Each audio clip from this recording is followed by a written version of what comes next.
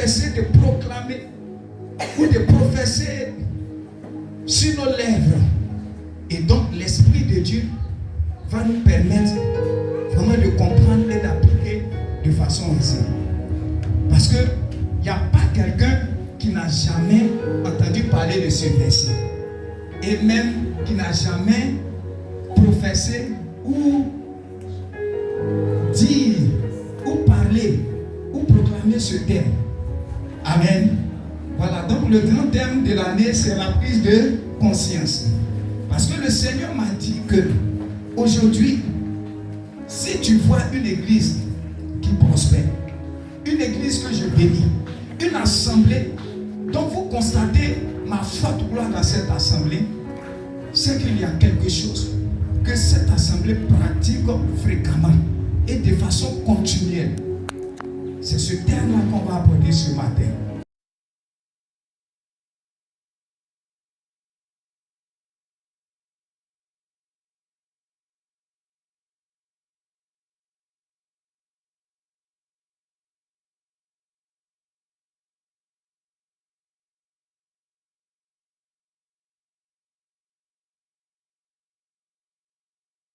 Son prochain.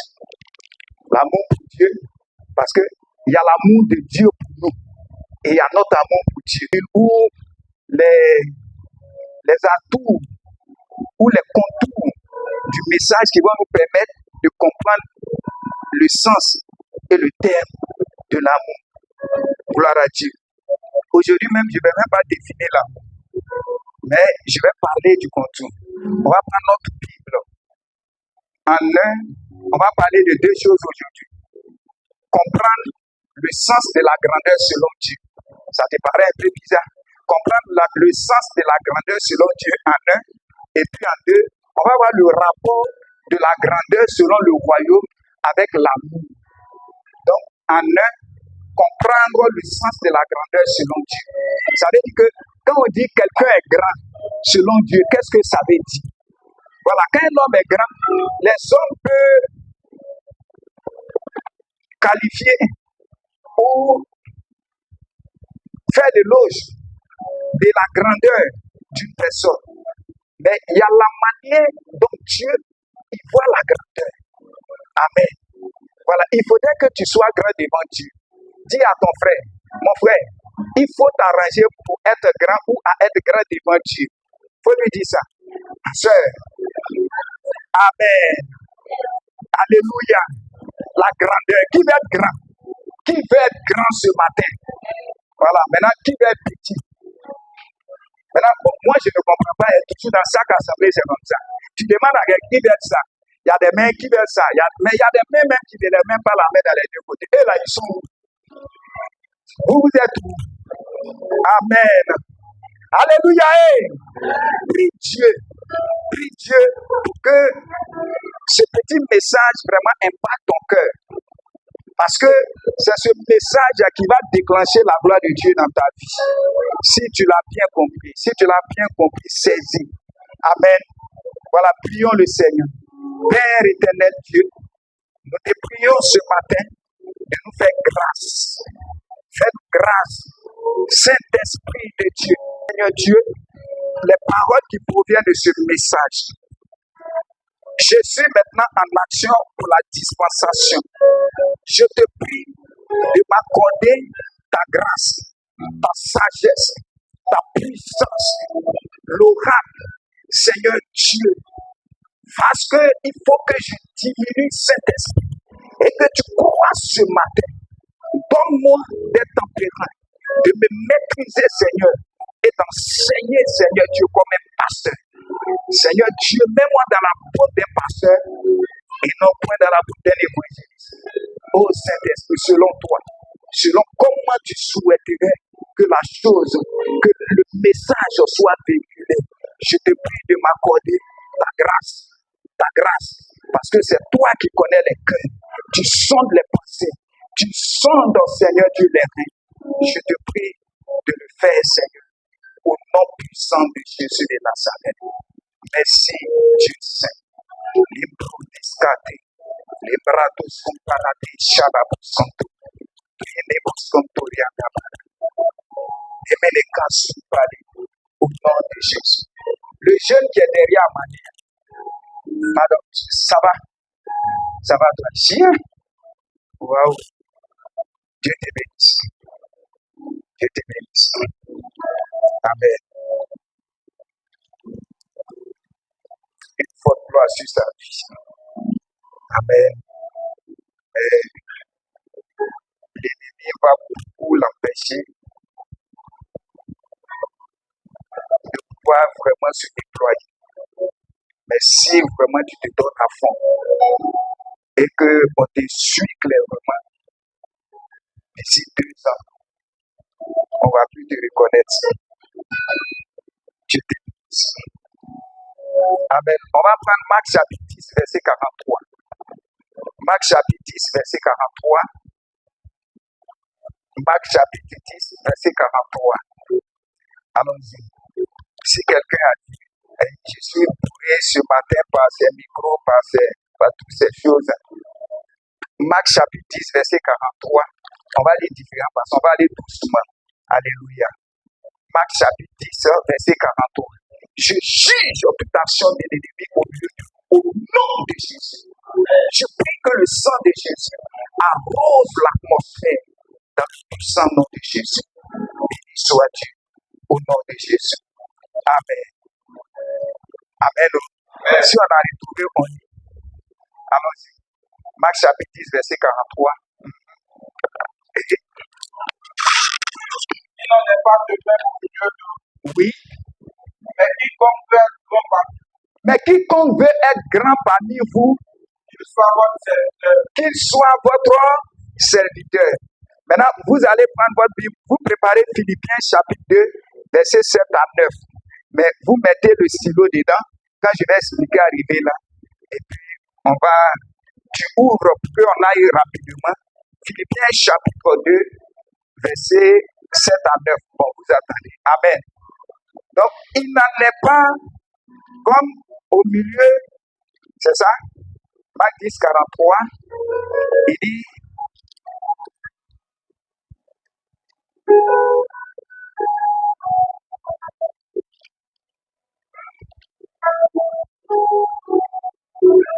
il n'en est pas de même au milieu de vous. Mais quiconque veut être grand, quiconque veut être grand, dans quiconque tu es dedans. Faut dire quiconque tu es dedans. Hein? Voilà, tu es dedans.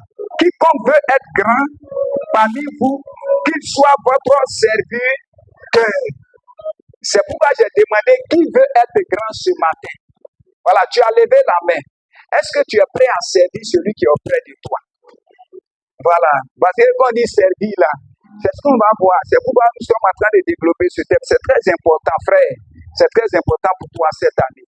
C'est le message qui va déclencher le miracle dans ta vie au nom de Jésus. Quiconque veut être grand, tout le monde, il n'y a pas quelqu'un sur la terre qui n'aspire pas à la dimension de la grandeur. Il n'y a pas quelqu'un sur cette terre qui ne veut pas être grand. Ou bien, est-ce que Papa Mané, tu veux rester comme ça? Hein? Papa Yahoo, tu veux rester comme ça? Oui, il n'est pas de nous. Alléluia. Gloire à Dieu. Donc, Yannou, précis, tu veux rester comme ça. Ah, si tu n'aspirais pas à la grandeur, tu allais continuer, tu allais laisser tomber. Mais si aujourd'hui tu poursuis certaines choses, c'est parce que tu veux accéder à la dimension de grandeur. Papa, voilà, tout le monde poursuit la dimension de grandeur. Amen. Même les femmes poursuivent la dimension de grandeur. Mais ça va tomber sur chacun de vous ce matin au nom de Jésus. Je viens avec l'esprit de grandeur sur ta vie. Alléluia. Et frère, voici comment Dieu est défini, Jésus est défini la grandeur selon Dieu. Parce qu'ils ont posé la question à Jésus, les disciples, oui, ont posé la question à Jésus de savoir. Mais maître, et même à un certain niveau, ils ont commencé à se chamailler. Maintenant, ils arrivent, ils s'enseignent, et puis Jésus leur dit, mais il y a quel problème? Ils se sont tués. C'est là que Jésus a dit, vous là, le monde mesure la grandeur en fonction du titre ou de la réussite. Mais au milieu de vous là, quand on dit quelqu'un est grand là, il doit être votre serviteur. Est-ce que quelqu'un m'a compris? La Bible dit donc, selon Jésus ou selon Dieu, la grandeur est déterminée par la qualité du service qu'un homme peut offrir à son prochain. Je reprends. La grandeur selon Dieu est déterminée par la qualité du service qu'un homme peut offrir à son prochain. Dans un esprit d'humilité, bien sûr. Dans un état d'esprit bien défini. Est-ce que quelqu'un m'a compris? Dans un état d'humilité. Parce qu'on peut servir quelqu'un sans toutefois être humble. On peut servir quelqu'un sans toutefois manifester l'humilité. Donc, frère, avant de continuer, n'oublions pas que nous sommes en train d'aborder un thème qui est très important, l'amour. Quand tu prends 1 Corinthiens chapitre 13, Paul a dit quelque chose de très important. Paul dit, si même tu parles la langue des anges, si même tu manifestes des dons puissants, les dons de foi, ou les dons de la prophétie, où les gens tombent, si même tu donnes tout ton argent aux hommes et que tu ne manifestes pas l'amour, ça veut dire que tu ne sais de rien. Si c'est un don que tu manifestes, la Bible dit que c'est comme un bruit qui n'a aucun sens. C'est comme un bruit qui n'a aucun sens. Yann, fais un bruit qui ne donne pas de sens. Rapidement. Si, fais ça fort. Fais ça encore. S'il continue de faire ça pendant un temps, qu'est-ce que ça va faire? Ça va commencer à murmurer, c'est quoi ça? C'est quelque façon, c'est quoi ça? C'est qui ça même? Et c'est comme ça que qu'un homme, il manifeste, il vient dans la présence de Dieu. Il sait Dieu, il pose des actions. Et que derrière ces actions, Dieu ne trouve pas l'amour. Automatiquement, tu fais du bruit au ciel. Toi-même, on a envie même de te jeter là-bas. Tu viens danser.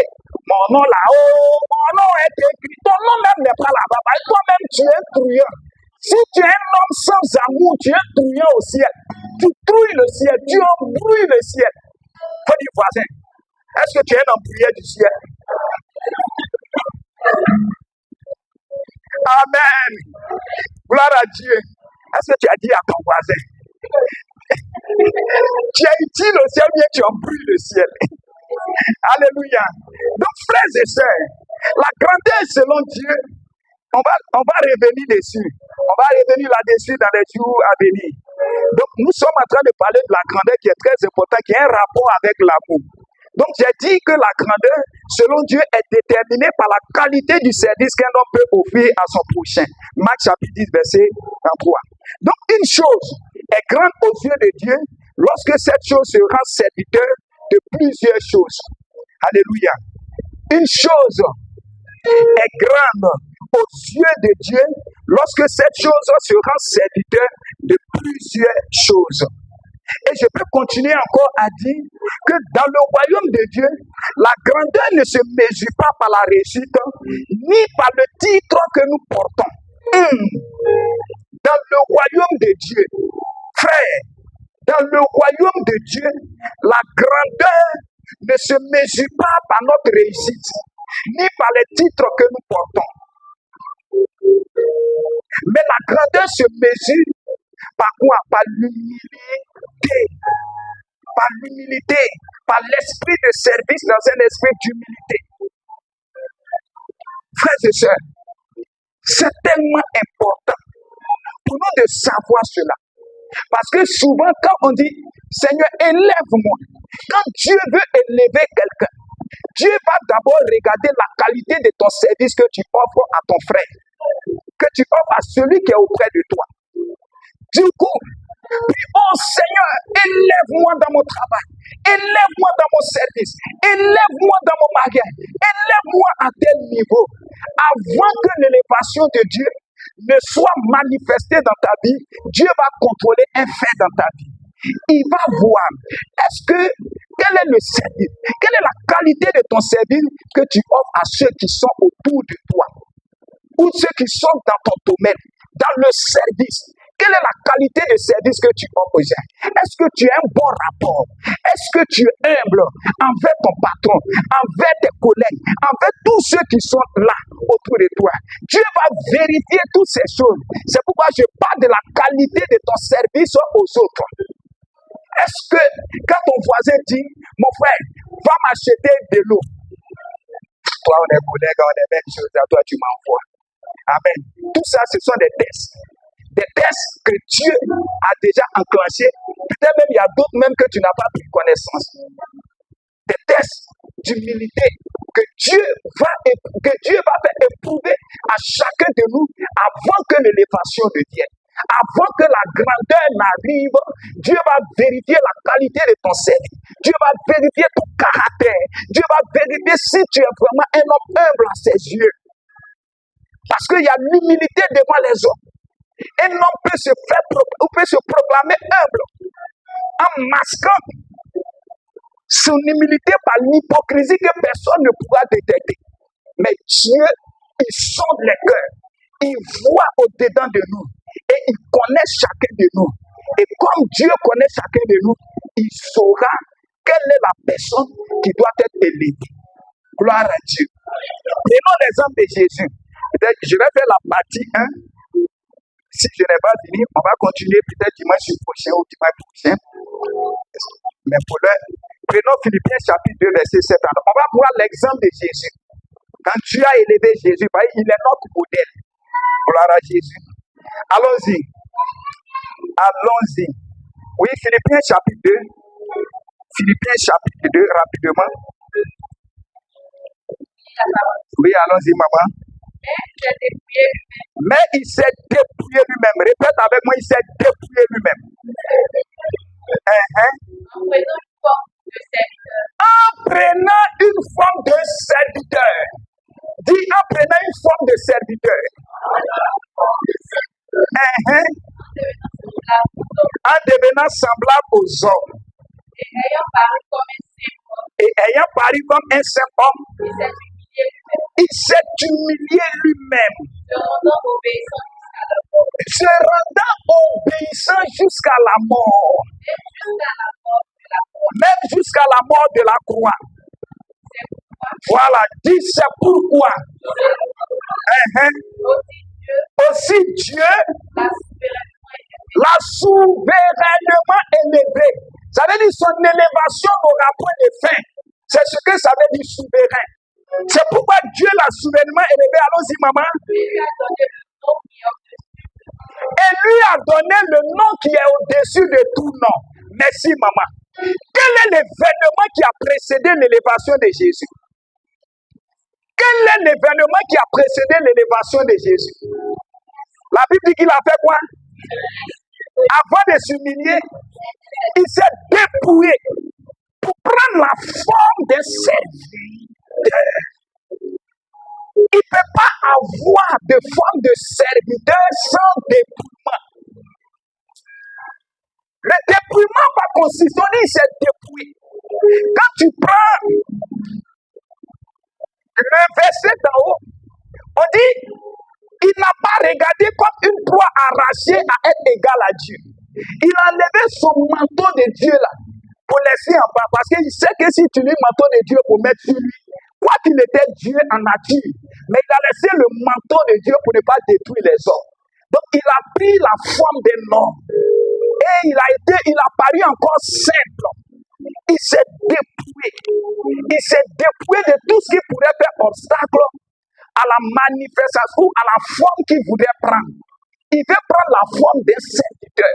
Il veut servir les autres. Quoi qu'il est Dieu, s'il prend son titre de Dieu là, ça va le bloquer. Ah, moi je suis Dieu et je vais venir m'humilier devant les hommes. On dit il a enlevé ça. Il s'est dépouillé lui-même pour prendre la forme d'un serviteur. Frère, pour prendre la forme d'un serviteur, pour servir l'autre, quel que soit ce que l'autre est, il y a des choses qu'il faut enlever. Il y a des manteaux qu'il faut enlever sur soi.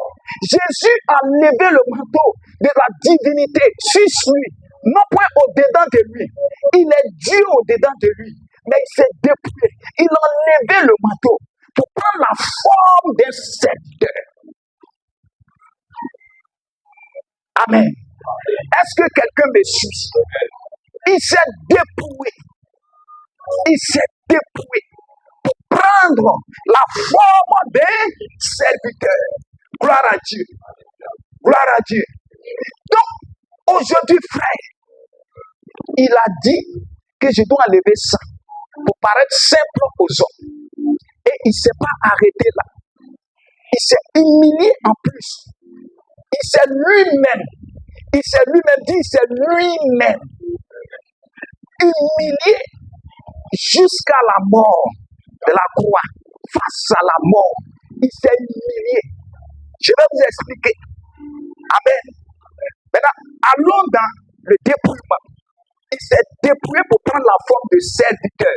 Frère, pour que tu serves ton frère qui est auprès de toi, il y a des choses que ton cœur révèle que toi-même tu dois être capable d'enlever au-dedans, d'enlever sur toi pour servir celui qui est auprès de toi. Est-ce que je peux prêcher? Je peux continuer? Alléluia. Je prends un exemple. Parce que dans la maison de Dieu, la Bible dit que Dieu ne fait pas exception de personne. Quand tu viens dans la maison de Dieu, tu viens pour servir l'autre. Et du coup, tu peux être ministre. Et un ministre, quand il arrive, regarde l'honneur qu'on va lui donner, accorder. Mais dans la disposition de ta, Dieu peut te dire de lui donner de nettoyer la douche et les toilettes de l'église. Maintenant, dis-moi, maintenant, pour réussir, pour faire cet argent, qu'est-ce qu'il doit lever en lui? Il doit lever quoi? Voilà, il doit enlever quoi? Son habit de quoi? Son habit de ministre. Il doit enlever son habit de ministre pour paraître simple devant les hommes. Pour paraître au risque de lui faire voir la grandeur à ses yeux. Tu es tellement grand. Comment tu peux venir nettoyer la douche et puis ceux-là qui les gouvernent, ils vont aller pisser là-bas? Non. Allez-y dans l'église du pasteur Karambi. Allez-y dans l'église de monsieur du pasteur Oyedepo, de la chirurgie Oyedepo. Ce sont les ministres qui nettoient les toilettes de l'église.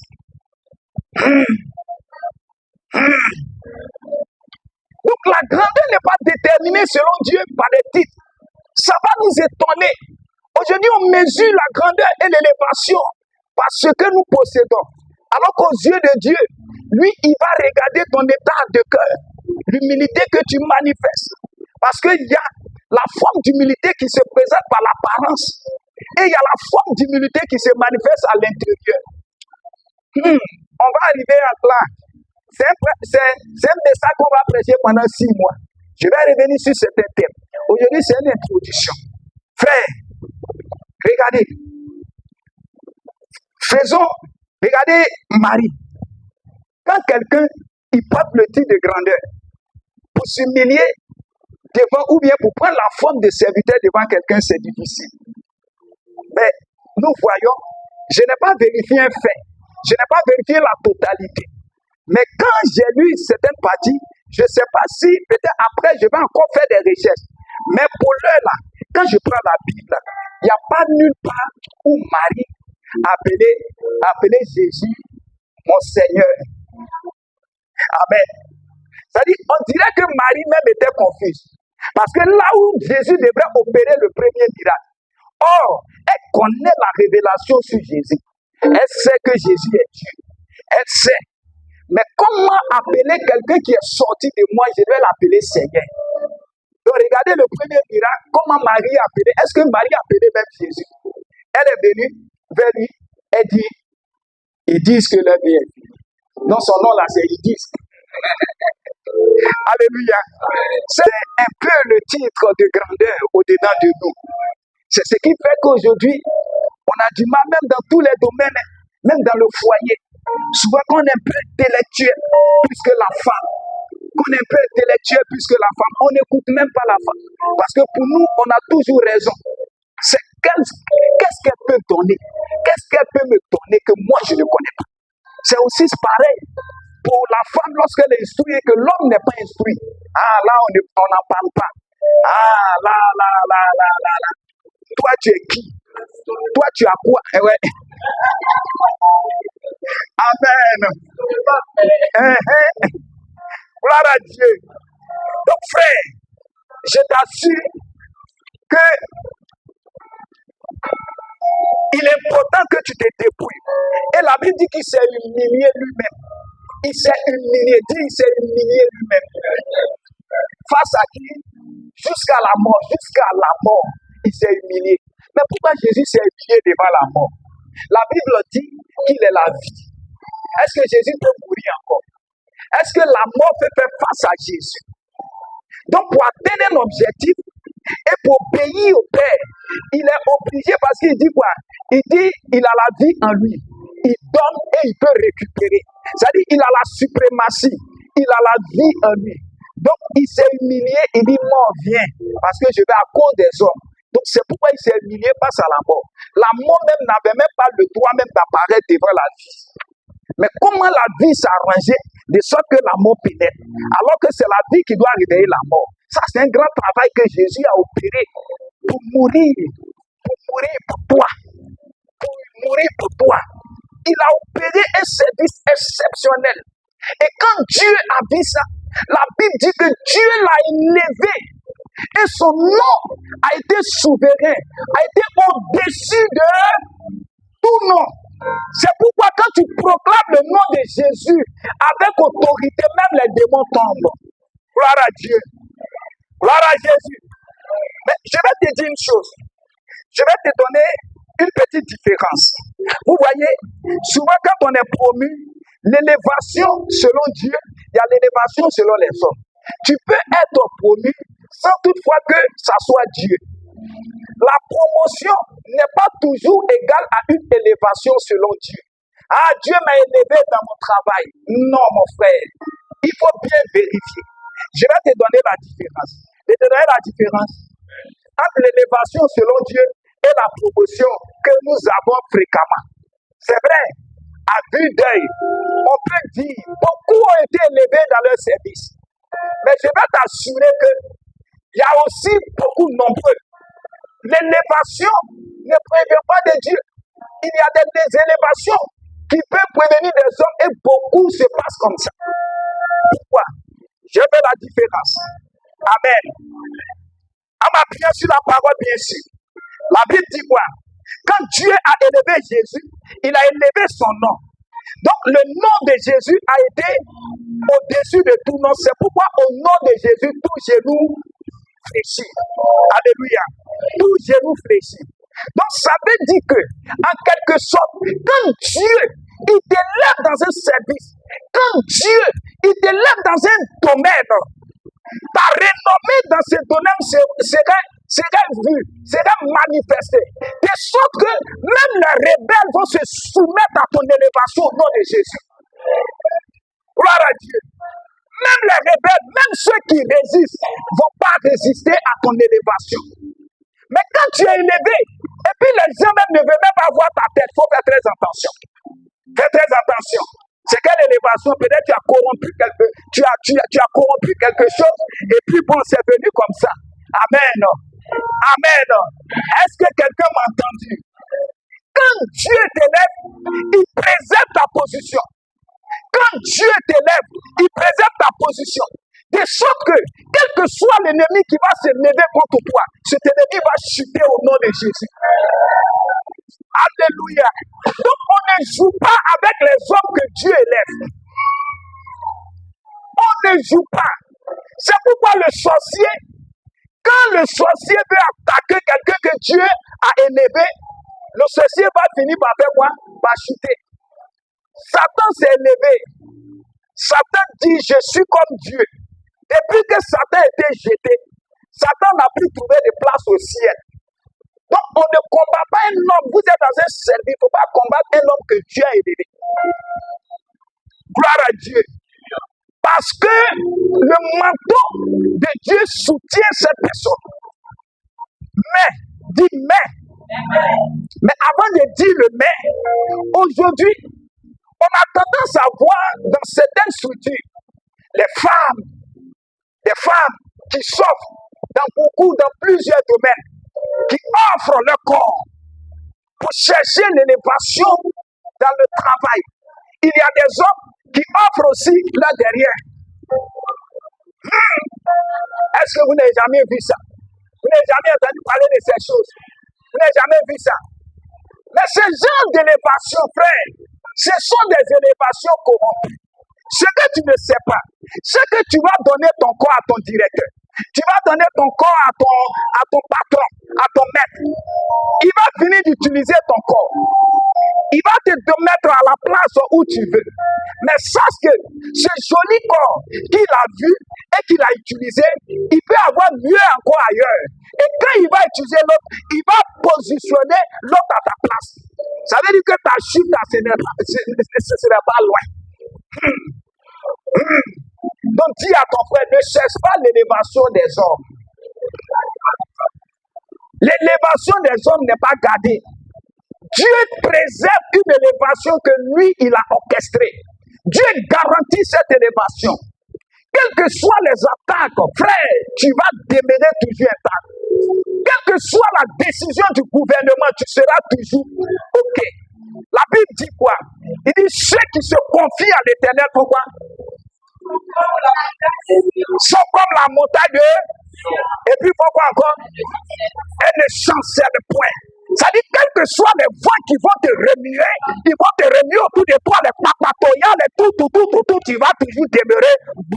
Parce que tu es enraciné, parce que la grâce du Seigneur est sur ta vie. Quand Dieu t'a guéri, personne ne pourra renvoyer la maladie contre toi. Parce que l'élévation vient de Dieu. Et quand Dieu envoie l'élévation, Dieu soutient son élévation. Frère, il faut t'estimer heureux. Cherche à être élevé par Dieu. Mais avant d'être élevé, demande à Dieu. Ne dis pas, Seigneur, élève-moi. Seigneur, travaille mon cœur. De sorte à avoir un état d'humilité ou d'humiliation pour pouvoir accéder à la grandeur que tu souhaiterais m'accorder. Frère, prie comme ça. Est-ce que ça va? Prie comme ça. Jésus a élevé Jean-Baptiste. La Bible dit de Jésus. Il dit, depuis le temps de Jean-Baptiste, il dit, les hommes qui sont nés, qui sont sortis des femmes, il n'y a pas un qui soit plus grand que Jean-Baptiste. Mais celui qui est le plus petit dans le royaume est plus grand que Jean. Qu'est-ce que cela signifie? Les gens ont défini, les gens ont expliqué, et beaucoup de prédicateurs d'ailleurs ont expliqué que c'est parce que Jean, il a présenté le royaume, il a présenté Jésus, il a présenté le Messie, et c'est ce qui a fait de lui le plus grand parmi les hommes. Je ne suis pas contre, mais je ne suis pas encore d'accord. On définit les thèmes selon la doctrine, selon la Bible. La grandeur selon Dieu se mesure en fonction de la qualité du service. Tu sais pourquoi le plus petit? Jean même a reconnu que Jésus est quoi? Est le plus grand. Maintenant, ce qui a fait de Jean l'homme le plus grand, c'est l'humilité des gens. Comparé à Moïse, on dit Moïse a été l'homme le plus patient. Mais Moïse n'a jamais atteint l'humilité de Jean. Parce que quand on va rentrer dans les profondeurs, sur l'amour, tu vas comprendre pourquoi Moïse n'a pas atteint l'humilité de Jean. Jean a dit, les deux exerçaient le même ministère. Jean a dit, il faudrait qu'il croisse et que moi je fais pas, je diminue. Regardez des personnes qui viennent, des pharisiens qui viennent, on fait le même ministère, on fait même comme ça, on dit non, Jean, on dit celui que tu as présenté là, il est en train de baptiser beaucoup de personnes comme ça. Les gens sont en train d'aller vers Jésus. Jean a regardé, il dit, un homme ne peut faire quoi? Ne peut recevoir que celui qui l'a reçu de la part de Dieu et l'exercer. Et même deux de ses disciples sont partis.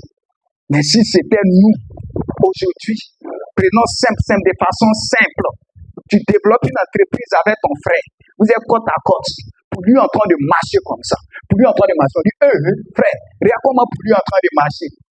Dans un premier temps, le cœur, est-ce que tu es prêt à accepter la bénédiction de l'autre lorsque vous faites les mêmes entreprises? Dis-moi la vérité. Dis-moi la vérité. Dis-moi, est-ce que tu es prêt à accepter ça? Vous êtes dans le même domaine. Vous êtes assis là, les gens, les clients viennent, on te regarde, ils font ça. Ils te dévient, ils vont de l'autre côté. Attends. Est-ce que tu es sûr de prier? Seigneur, merci pour la vie du frère. Merci pour la bénédiction. Merci pour les clients qui vont vers lui. Est-ce que tu peux faire ça? Amen. Ils étaient le même mystère. J'ai dit, il faut qu'ils croissent et que moi je diminue. C'est ça l'église. Quelqu'un qui vient aujourd'hui, paf, l'action de mariage tombe sur la personne. Et toi, tu as arrêté depuis des années. Regarde comment tu vas les suivre. Et Seigneur, depuis que je suis venu, ça fait combien de temps? Lui-même qui vient de l'intérieur va commencer à faire quoi? À se plaindre. Hé, mon frère, la dimension est grande. Mais ce qui est bien, c'est qu'on nous dit que nous sommes plus grands que Jean. Tu sais, dans la dimension de position, parce que Jésus fut plus grand. Jean a reconnu que Jésus était grand. Donc, dans la dimension de position, Jésus vit en nous. Et que notre vie n'existe plus. Donc, c'est la vie de Jésus qui existe. C'est pourquoi on est plus grand que Jean. On peut manifester plus d'humilité que Jean. Plus on va avancer dans l'amour, tu vas comprendre comment ton humilité peut se manifester, peut se caractériser et être plus grand que Jean. Même quand l'autre entend d'être béni, ça ne te dit au contraire, ça te pousse même à le soutenir, à être béni, en sachant que le même Dieu qui l'a béni se souviendra de toi au nom de Jésus. Dieu n'oublie jamais quelqu'un. C'est le cœur qui nous trompe. C'est notre cœur qui nous trompe. En pensant qu'on a trop duré. Seigneur, le Seigneur connaît chacun de nous. Il connaît chacun de nous, frères. Dieu connaît chacun de nous. Ne t'abuse pas à critiquer ou bien à murmurer dans ton cœur contre Dieu. Parce que Dieu te connaît. Prie le Seigneur de sorte que Dieu travaille ton cœur. Pour toi va arriver. Il n'y a pas quelqu'un que Dieu a oublié sur cette terre. Quel que soit le temps que ça va prendre. Frère, pour toi va arriver. Tape ton voisin, dis-lui, pour toi va arriver. Dis-lui encore, pour toi va arriver. Il ne faut pas rentrer dans des endroits bizarres, façon pour corrompre ta destinée. Parce que Dieu, il a déjà planifié. Il a déjà fait son plan pour toi. Gloire à Dieu. Gloire à Dieu. Donc pour terminer, frère, pour terminer avec ça, si je ne parle pas de... Maintenant le piège, quand Dieu t'élève, frère, sache que la position sera soutenue toujours par le manteau de l'élévation. Par le manteau de l'humilité plutôt. Est-ce qu'on a compris ça? Écris ça. L'élévation. Dieu. Écrivez, la position d'élévation sera toujours soutenue par mon manteau d'humilité. La position d'élévation sera toujours soutenue par le manteau d'humilité. L'humilité, là, c'est un habit. On dit, revêtez-vous de votre habit d'humilité. Revêtez-vous d'entrailles d'humilité. Amen. Sinon, quand le manteau d'humilité est ôté, ça veut dire que tu es en train de provoquer ta chute. On a attendu à débit. Tu as compris? Un gamin. Voilà, un gamin. Alléluia. Oh, c'est à cette dimension qu'on oublie. À cette dimension qu'on oublie le manteau d'humilité. Quand Dieu, il rend quelqu'un puissant, j'enseignais beaucoup sur l'humilité. Il a rendu des rois puissants. Des rois qui ont été puissants. La Bible dit que quand ils ont été puissants, leur cœur s'est élevé pour les perdre. Quand quelqu'un se trouve dans une position de faiblesse, tu ne peux pas en cet instant caractériser cet homme d'humble. La position de faiblesse ne révèle pas en toute sincérité une position d'humilité. Je reprends. Quand quelqu'un n'a rien, quand quelqu'un n'a pas l'argent, quand quelqu'un n'a rien, quand quelqu'un n'a rien, elle peut facilement manifester l'humilité. Mais c'est quand elle se trouve dans une position de force, de puissance, c'est là que Dieu va regarder ton humilité. Parce que beaucoup ont perdu cet état d'esprit. Il y a des femmes, quand elles n'étaient pas dans le mariage, elles étaient comme ça. Dans les moments de fiançailles. Que tu l'insultes. Que Chichou. Ça, c'est la position de faiblesse. Sans marier. Fiançailles, 3 mois, 4 mois. Si la femme là, elle est humble, elle rentre dans le foyer, on met bagage sur sa main.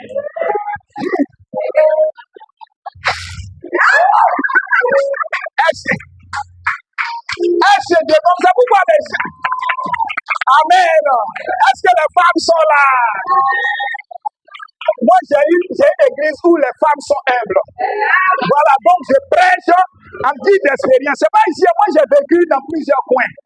J'ai vu mes filles. Mais après le mariage, il y a ceux qui sont venus, les hommes sont venus m'expliquer. Parce que si je savais même, je n'allais pas rentrer en contact avec elles. Je n'allais pas me marier. C'est pourquoi toi aussi tu étais pressé. Quand tu ne pouvais pas, tu n'as même pas vérifié, tu n'as même pas attrapé ça kékéké. Tu n'as même pas servi. Tes sensations t'ont poussé sans toutefois voir réellement qui est cette personne. Le temps finit par révéler les hommes. Quel que soit le temps que ça va prendre, même si tu te caches, tu vas te découvrir. Frère, moi il m'a tué. Que tes yeux s'ouvrent. Gloire à Dieu. Mais ce qui est bien, il est important, c'est ce que j'ai dit. Et quand on se découvre comme ça, moi-même si je savais, mais il n'a pas débattu. L'autre aussi dit, moi-même si je savais que tu étais comme ça, c'est comme ça là tu as vu, tu as pris. On sera ensemble, on va mourir ensemble, au nom de Jésus. Alléluia! Gloire à Dieu. Donc, regardez la reine Vachi. La reine Vachi était dans une position. Elle était très belle. Elle pensait que sa beauté allait la soutenir dans sa position. Frère, quand Dieu t'élève, ce n'est ni ta beauté qui va te soutenir, mais c'est ton humilité qui va te mettre là. J'ai tendance à dire que vous les femmes, vous êtes attirés par votre beauté. La femme est attirée vers l'homme par sa beauté. Mais ce qui va faire fléchir et en soi, la femme dans son foyer, c'est son humilité. Donc arrête de mettre trop de maquillage, trop de brou, Travaille ton humilité. De sorte que quand tu vas rentrer dans le foyer, est-ce que tu sais que la femme qui se humilie, c'est cette femme qui porte la couronne? Ça veut dire quoi? Ça veut dire la femme qui est vertueuse, elle est la couronne de son mari. Qu'est-ce que ça signifie? Quoique l'homme est chef, mais le fait que tu couronnes sa tête, ça veut dire que tu vas contrôler la chefferie. Amen. Tu penses que c'est quand il tchatche toi, si tu tchatches à celle-là, tu vas avoir la victoire. Non.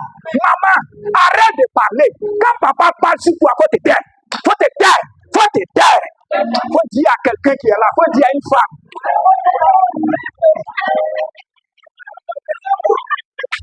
Si tu as une vertu, tu seras la couronne. La couronne, c'est le contrôle.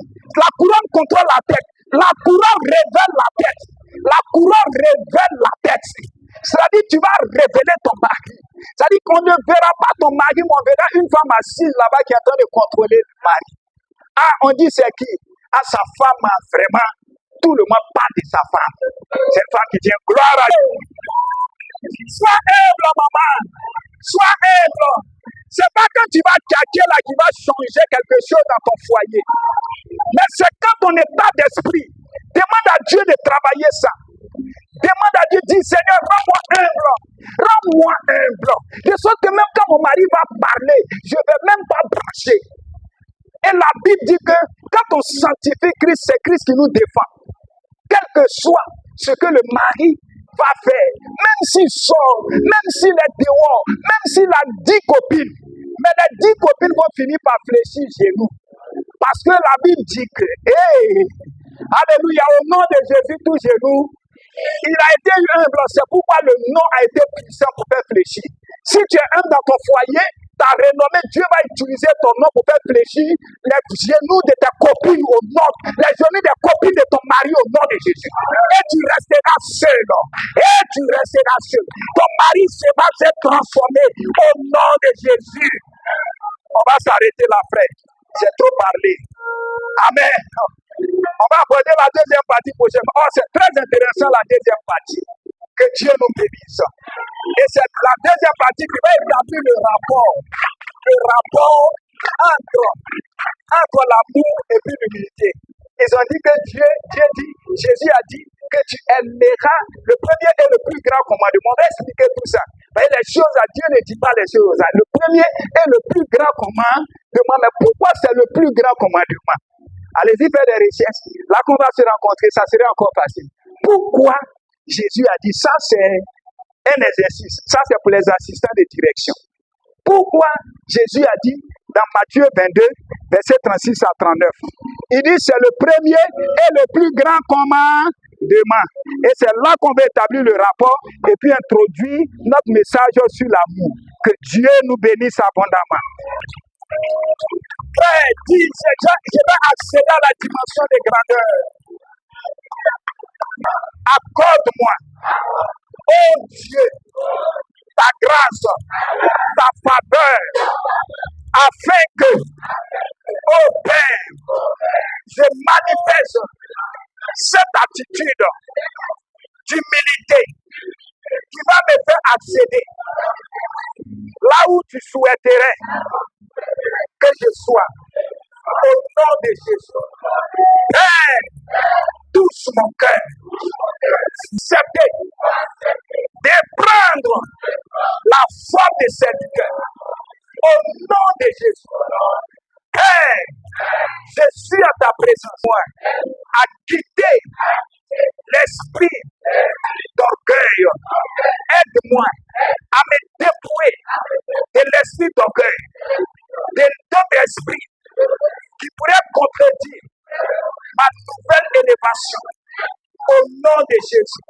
Oh Saint-Esprit, fais-moi découvrir ce qui m'empêche de me soumettre à mon frère, à ma soeur, à tous ceux qui sont autour de moi. Au nom de Jésus. Merci Père. Au nom de Jésus. Amen. On s'assoit, on acclame Jésus.